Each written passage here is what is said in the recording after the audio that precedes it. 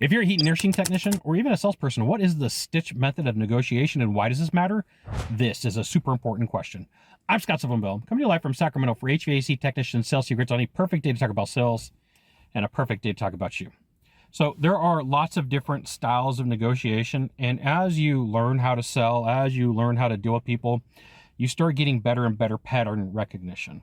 And so sometimes the patterns are short and sometimes they're long. And what I'm going to share with you is a longer pattern that I've seen people use. And I did a ride along 2 weeks ago and I saw somebody do this. And I was like, I'm going to talk about this because it typically confuses salespeople, veterans, people who've been around for a long time, people who are just getting started.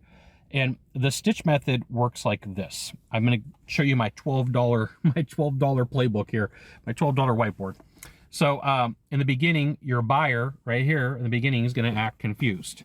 So you're going to go to sit down with them and, your playbook says, okay, we've got rapport phase, we've got introductory, we've got discovery phase, we've got presentation. But from the very beginning, it's all going to be about confusion. It's going to be straight. Let's get straight to the point. I got lots of questions. So one that's meant to throw you off, one that's meant to slow you down, one that's meant to confuse you. Fine, whatever. Just, get over it. On this board, you have the letter Q, you got the letter D. So this is not meaning like just one question. It's like questions. It could be a pile of them. It could be 5, 10, 15 of them at a time. Okay. So like you're going to talk to the buyer and they're going to be confused. Hey, dude, chick, bro, babe, I'm confused. I want to know about this feature versus that feature, this warranty versus that warranty, this product versus that product. And it's going to be, most of the time, this is a very polite interaction because the politeness allows for all these questions. So it's going to be questions, a pile of them, however many that is, more questions, a pile of them, however that is, because it's still going to be, I'm confused. And then there's going to be some sort of conversation about money. Now, it may not exactly be this like, hey, this product is $30,000. I need a discount.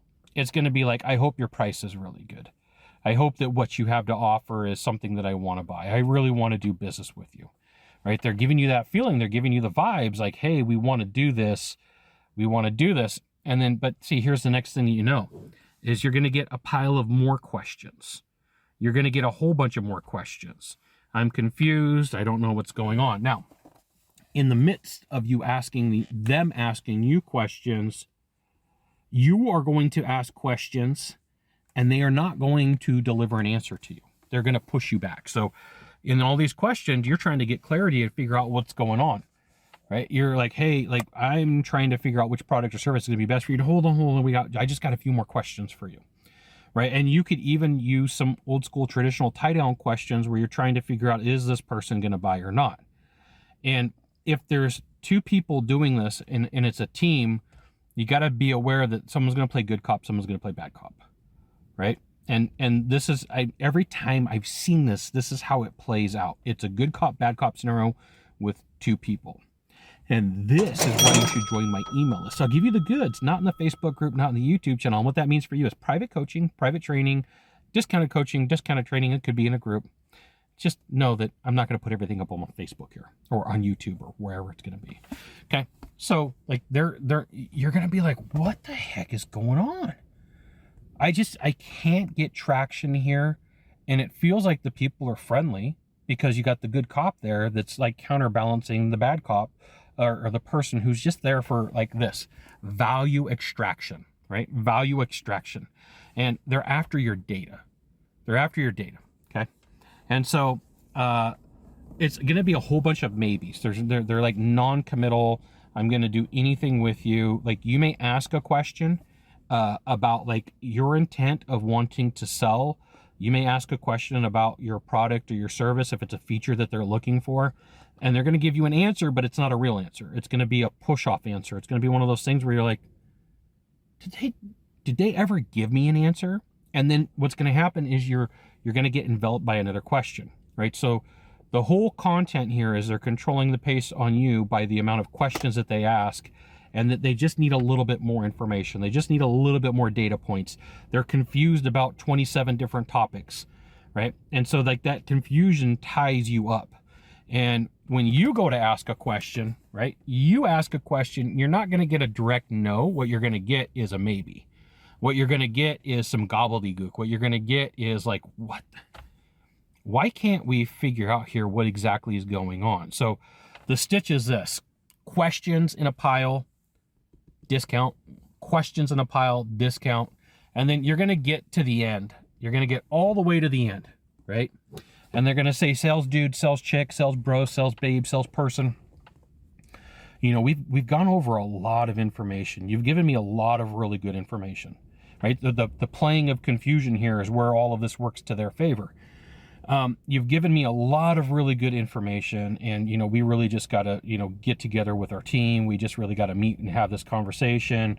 And the good cop is going to feign and present like, yeah, like, no, I'm really aiming, like, let's just have this let's get it done. And then the bad cop is going to go, no, well, you've given me too much here to think about, right? So like pile of question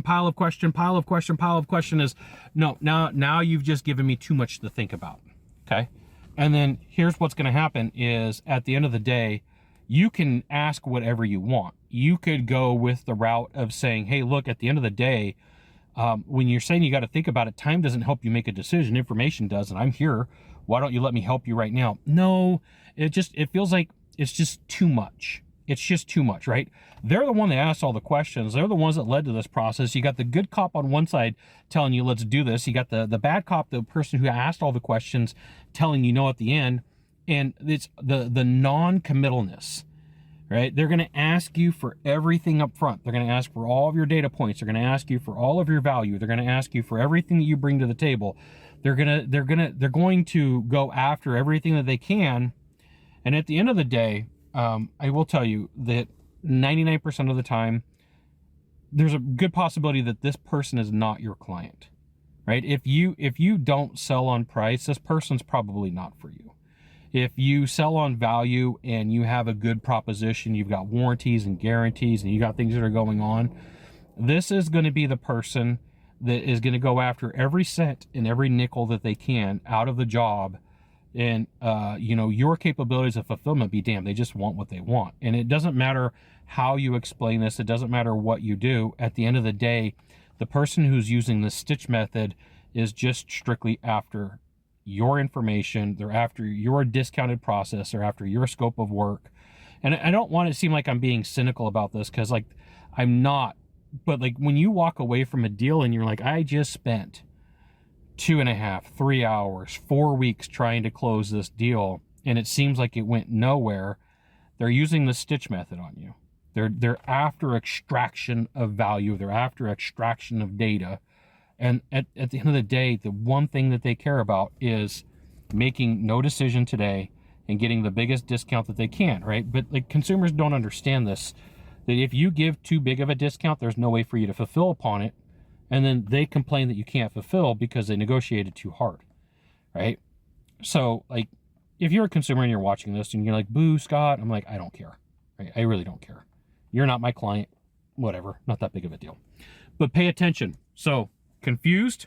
When you walk into a sales call and somebody is completely confused from the very beginning and they're like, they won't even let you do your job and get your information, or you get into discovery mode and they're completely confused and they're asking you about 27 other people that they talk to, there are a group of people that you can go out there and have the conversation with, and they're going to do business with you. But, like, this is, I don't really like to shoot videos for 1% of the population or 0.5% of the population, but this is the type of buyer that'll put you into a sales slump, because you're like, man, I put in so much time, energy, and effort with this person. I could have been on another sales call. I could have been talking to other leads. I could have been delivering other proposals. But, like, the stitch method is meant to slow you down, meant to confuse you, meant to cause you problems, meant to just give you a whole bunch of, like, what the heck just happened here? What do I do with this? Right? And then here's what's going to happen. Almost every time, let's say you do your job, your responsibility, you can't close them, so you go to follow up, and they'll go, oh, you know what? I didn't mean to waste so much of your time. I didn't mean to take up so much of your time. You know, I know that you have a busy life. I didn't mean to do all of that, but I went with your competitor XYZ because they were 12 cents less, right? It happens every time. Every freaking time. You got 1 of 3 things to do from here. Just 1 of 3. Find the subscribe button, click on it, and every time I send out a video, you'll get an update. You can hit follow if this is social media. And third, you can share this video with a friend. because they're going to be like, I love that Scott Sylvan Bell dude, which I do. I do love myself. We'll see you soon. Thanks for watching.